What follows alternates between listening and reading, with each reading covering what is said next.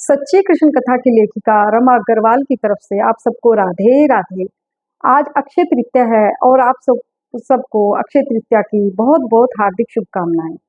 आज मैं अक्षय तृतीया पर अक्षय तृतीया और भक्तों की चंदन यात्रा की संपूर्ण कथा सुनाने जा रही हूँ। यह कथा एक महान संत माधवेंद्र पुरी जी की है। इस कथा का प्रचार चैतन्य महाप्रभु ने स्वयं अपने भक्तों के सामने किया है। यह कथा आपको चैतन्य अमृत में पढ़ने को मिल जाएगी। एक महान संत माधवेंद्र पुरी पाद जी हुए। एक बार वह अपनी यात्रा के दौरान वृंदावन केशी घाट पे आए और वह वहां पर तपस्या में लीन हो गए। वह अपनी तपस्या में हरे कृष्ण महामंत्र का जाप कर रहे थे। उनको जाप करते हुए काफी समय हो गया। तब उनके पास एक छोटा सा बालक आया। उसके सिर पर एक मटका, दूध का भरा हुआ मटका था। वह माधवेंद्र पुरी जी के पास आया। उसने कहा, बाबा बाबा। माधवेंद्र पुरी जी ने जैसे ही अपनी आंखें खोली, एक सांवला सलोना घुंघराले बालों वाला बालक था। उस बालक ने कहा, बाबा मेरी माता ने आपके लिए दूध का प्रसाद भिजवाया है। संत जी ने कहा, आपको कैसे पता लगा? मेरा उपवास है और मैं भूखा हूँ। उन्होंने कहा, इस केशी घाट पर बहुत सी स्त्रियां पानी भरने आती हैं। मेरी माता जी भी आई थी, उन्होंने आपको तपस्या करते देखा। उन्होंने कहा, वह बाबा काफी देर से तपस्या कर रहे हैं। बाबा, परंतु यहाँ पर आने वाले संतों का एक नियम है, सारे संत ऐसा ही करते हैं। जो यहाँ पर तपस्या करते हैं वह भिक्षा मांगकर अपना गुजारा करते हैं, परंतु आपने तो किसी से कुछ नहीं मांगा। उस बालक ने कहा, संत जी आप यह दूध पी लीजिए, मैं शाम को आकर अपना मटका ले जाऊंगा। वह बालक दूध देकर चला गया। संत जी ने जब वह दूध पिया तो वह बड़ा अमृत तुल्य था। ऐसा लगता था पता नहीं उन्होंने दूध के रूप में क्या पी लिया हो। रात को जब वह संत जी सोए तो उनको स्वप्न में वह बालक दिखाई दिया। उस बालक ने कहा, बाबा मैं वही गोपाल हूँ जिसकी आप तपस्या कर रहे हैं। और स्वप्न में ही वह बालक उन्हें गोवर्धन पर्वत की पहाड़ियों पर ले गया। उस बालक ने कहा, मैं वही हूँ जिसने गोवर्धन पर्वत उठाया था, परंतु मेरा विग्रह झाड़ियों के बीच में है। उसने गोवर्धन पर्वत के बीच में झाड़ियां दिखाई। उन्होंने कहा, उस बालक ने कहा, जब मुस्लिम आक्रांताओं ने मंदिर को वह तोड़ रहे थे, मूर्तियों को नष्ट भ्रष्ट कर रहे थे, तो मेरे भक्तों ने मुझे झाड़ियों के बीच में छुपा दिया था।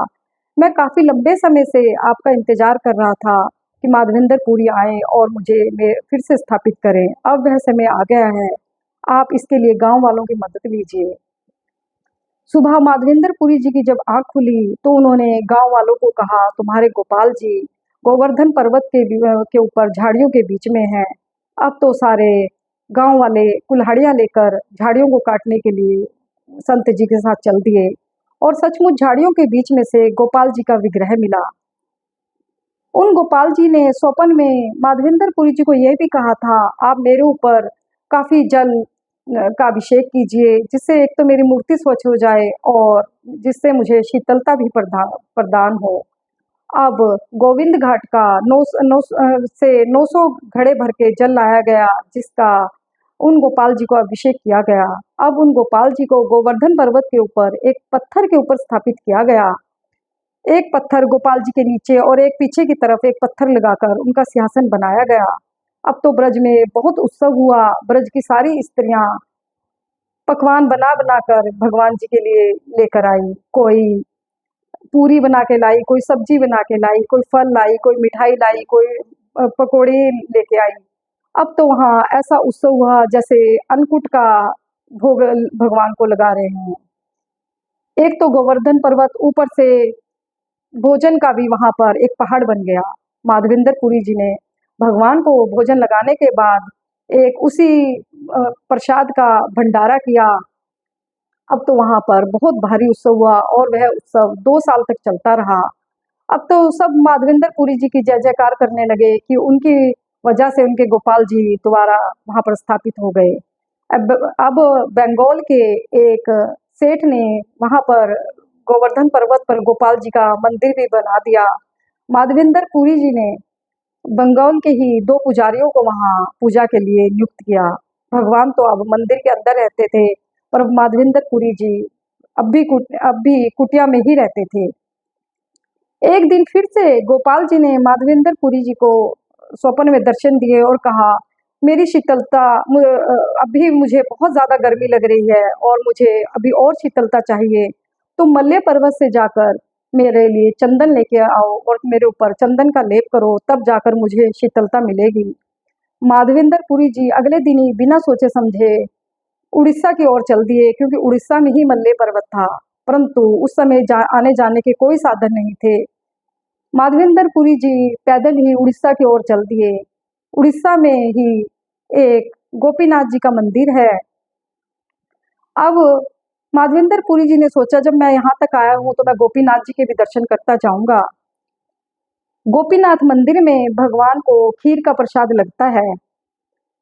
वहां पर जिस समय माधवेंद्र पुरी जी गोपीनाथ जी के मंदिर में पहुंचे तो वहां पर पुजारी उन्हें खीर का प्रसाद लगाने की व्यवस्था कर रहे थे।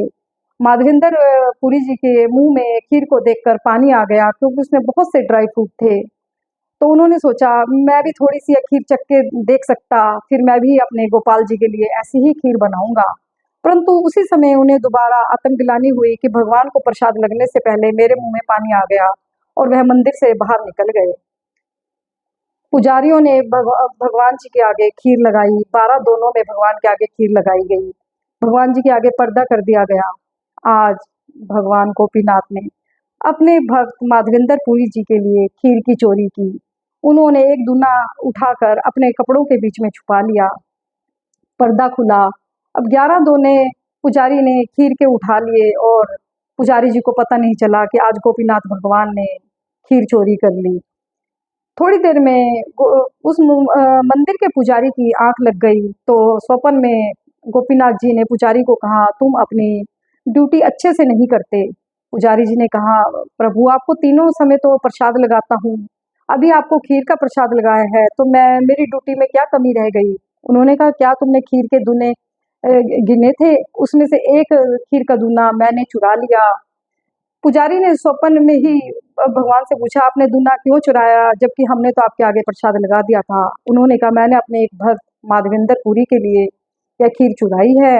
अब जाकर तुम यह दूना, खीर का दूना उस माधवेंद्र पुरी को खिलाओ। पुजारी जी की आंख खुल गई और उसने देखा वहां पर 11 ही दोने थे। उसने भगवान के विग्रह के अंदर देखा, उन भगवान के विग्रह के कपड़ों के बीच में एक खीर का दूना मिला।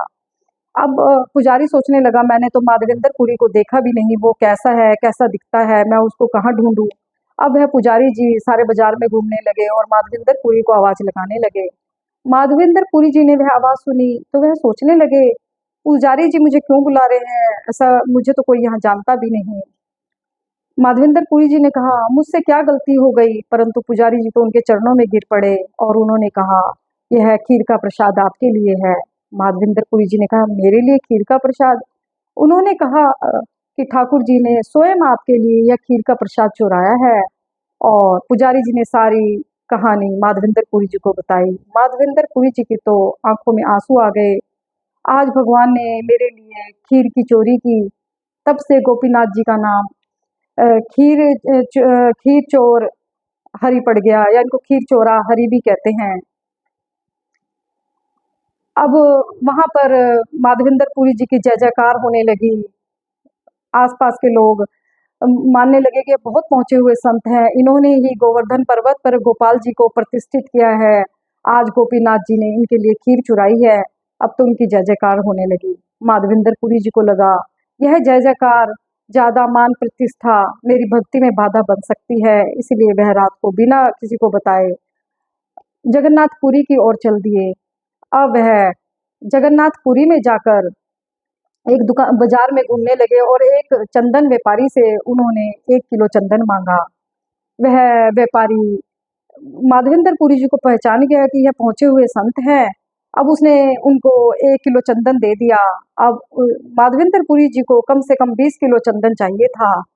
अब वह जैसे और चंदन व्यापारियों से चंदन मांगने पहुंचे तो वह दुकानदार भी, वह व्यापारी भी माधवेंद्र पुरी जी के साथ साथ जाता और सारे में सबको बताता, ये वही पहुंचे हुए संत हैं, यह वही पहुंचे हुए संत हैं। और व्यापारी भी बिना कुछ कहे उनको चंदन दे देते।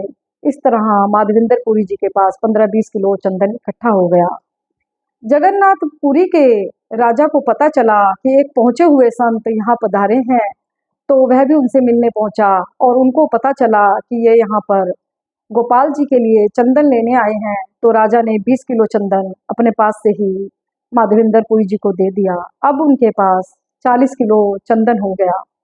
राजा ने 2 व्यक्ति भी माधवेंद्रपुरी जी को दिए जो यह चंदन उठाकर वृंदावन तक उनके साथ जा सकते। उधर गोपाल जी ने सोचा माधवेंद्रपुरी जी की बहुत मैंने परीक्षा ले ली, अब 40 किलो चंदन लेकर वृंदावन आना भी आसान नहीं है, पैदल रास्ता है। जब माधवेंद्रपुरी जी वृंदावन की ओर जा रहे थे तो उन्होंने सोचा मैं एक बार फिर से गोपीनाथ जी के दर्शन कर लूं, क्योंकि यहाँ रोज रोज आना संभव नहीं है। वह आज गोपीनाथ जी के दर्शनों के लिए वहीं रुक गए। उसी रात फिर गोपाल जी उनके स्वप्न में आए। उन्होंने माधवेंद्रपुरी जी को कहा, तुम्हारी परीक्षा पूरी हुई और मैंने देख लिया तुम कितने एकनिष्ठ हो। मेरे एक ही बार कहने पर तुम बिना सोचे समझे उड़ीसा के लिए पैदल निकल पड़े। मुझ में और गोपीनाथ में कोई फर्क नहीं है, तुम यह सारा का सारा चंदन गोपीनाथ को लगा दो। अब तो माधवेंद्रपुरी जी ने वह चंदन गोपीनाथ जी को लगाया और 21 दिन तक इस चंदन का लेप गोपीनाथ जी को किया। तब से यह 21 दिन तक चंदन यात्रा चलती है और वृंदावन के सारे मंदिरों में सारे ठाकुरों को यह चंदन लगाया जाता है और यह आज से 21 दिन तक लगाया जाता है। आप भी अपने घर में विराजमान ठाकुर जी को आज चंदन जरूर लगाइए और उनको शीतल पेय पदार्थ या मौसम के फल जैसे तरबूज, खीरा या अन्य फल का प्रसाद जरूर लगाइए। जो अलग अलग लोकों में लोग जाते हैं, कोई स्वर्ग में जाता है, कोई नरक में जाता है या अन्य लोकों में जाते हैं, वह मरकर फिर दोबारा वहां पे मरते हैं और मरकर इसी धरती पर आते हैं। पर वह अन्य लोकों में जाने के बाद यह सोचते हैं हमें दोबारा फिर से धरती पर जन्म मिले।